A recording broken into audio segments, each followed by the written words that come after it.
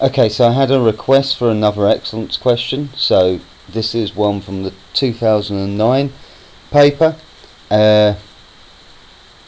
It's telling me that an animal can jump be modelled by a parabola. H is the height of the jump in meters and D is the horizontal distance. Find the equation for a parabola which models the jump that goes the horizontal distance of 9 meters and reaches a maximum of 2 meters. So from that, I know that that point there is 9, that height there is 2, and it appears that the jump starts from 0.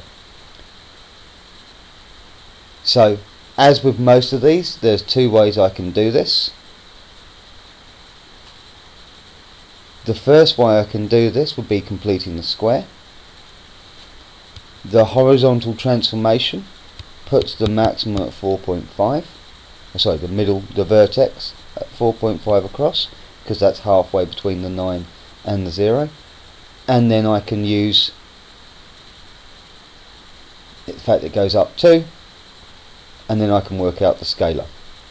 Personally, this question to me looks more like a factorised form, because I get x plus 0 as one value and x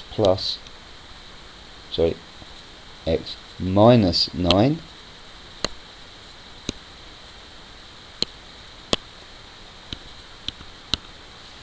as the other value where it crosses, and I know I need to work out my constant a. At this point I need to substitute in a point so that I can work out what the constant a is. So I've got y equals 2, x equals 4.5 as my point. So 2 equals a bracket 4.5 times minus 4.5. Okay, so the next thing I need to do is I'll fire up my calculator. Nothing too flash required for this calculation. I need to work out what 4.5 squared is, so I get 2 equals minus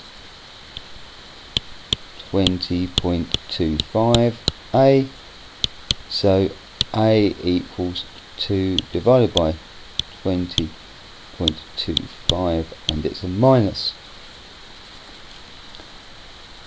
Now I don't really like having that as my constant, so I'm actually going to work out what 2 divided by 20.25 is. Oh, that's even worse. Okay, I don't want to have a fraction that has a decimal in there. That's not good form. So to get rid of that, I'm going to multiply both of these numbers by 4, because if I multiply a quarter by 4 it becomes a whole. So that is an equivalent fraction to minus 8 over, close my calculator accidentally, 20.25 times 4 is going to be 81. So my equation has become y equals minus 8 over 81 x minus 9. There you go. That's done. You could have done it by completing the square. You'd have got the same constant by working through that method. Doesn't actually matter which way round you go. Notice how I didn't bother with making my constant negative to start with, because I knew by working through that if I did my mathematics correctly, my constant would end up being negative, and it did. Okay, so that's my equation. I would also recommend that you highlight where your equation is. It's the last thing you do on the question. I hope that helps. Catch you later.